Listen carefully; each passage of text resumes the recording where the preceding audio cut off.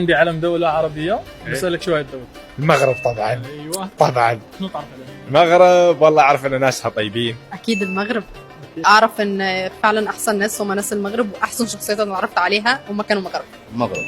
شو تعرف عن المغرب؟ أشرف حكيمي أفضل ظهير في كرة قدم حاليا. This flag is from which country? Morocco. Wow, that's good. And what do you know about it? Great hotels, tourism, Marrakesh, good food. المغرب ايوه معروفة باللبس التقليدي المغربي، وعندنا في الخليج وايد يعني ما شاء الله قاموا يجيبونا من برا ونلبسها في الأعياد والمناسبات. المغرب، دولة المغرب. اوكي، وشو بتعرف عن المغرب؟ فريق فوتبول ممتاز.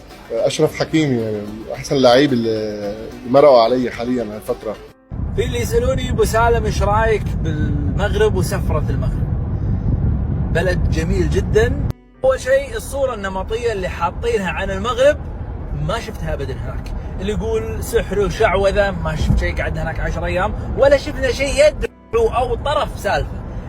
اللي يقول فيها فساد وفساد، أنا أشوف أن معظم الشعب اللي هناك حتى من البياعين إلى سواقين التاكسي إلى كل اللي موجودين من الناس المتدينين جدا، وجهة نظري واللي أنا شفته، والمساجد موجودة بكل مكان والأذان في كل مكان.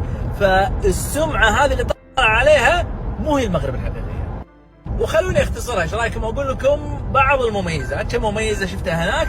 رقم واحد من الإيجابيات إنها مهيئة سياحية. الأوروبيين طايحين فيها طيحة، يعني خصوصا مراكش منطقة سياحية 100%، والأوروبيين أو السياح فيها بكثرة، فهي مهيئة سياحيا. المطاعم واجد، الفنادق واجد، الطب وتتخير وأسعار معقولة.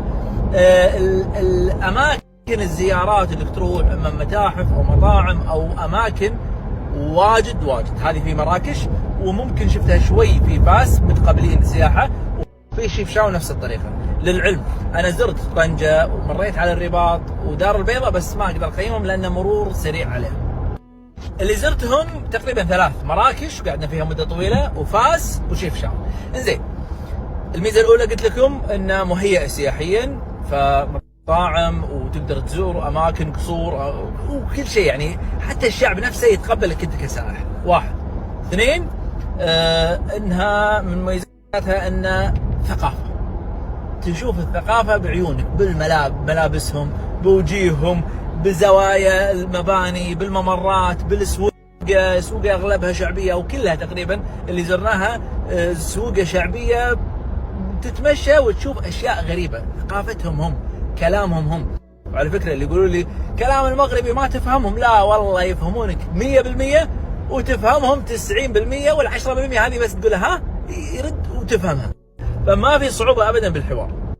كذلك من مميزاتها الجو والطبيعة. رحنا بفترة الشتاء، الجو ولا أروع، والطبيعة الخضار بكل مكان، الشارع كله أشجار برتقال. هذا في مراكش، حتى في فاس الشارع كله أشجار برتقال. ودربنا الشيفشاون بالشمال كأنك في أوروبا، جبال خضراء.